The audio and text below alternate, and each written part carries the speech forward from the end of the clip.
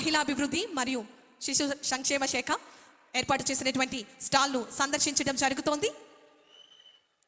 ICDS Pithapuram అధికారులందరూ కూడా, అదేవిధంగా అక్కడ సిబ్బంది వారికి నేరుగా ఈ కార్యక్రమానికి సంబంధించి, మహిళా అభివృద్ధికి సంబంధించి, శిశు సంక్షేమానికి సంబంధించినటువంటి కార్యక్రమాలను వారికి తెలియచేయడం జరుగుతోంది. ప్రతి ఒక్కటి కూడా వారితో మాట్లాడి తెలుసుకుంటున్నటువంటి సందర్భం మనం నేరుగా చూస్తున్నాం.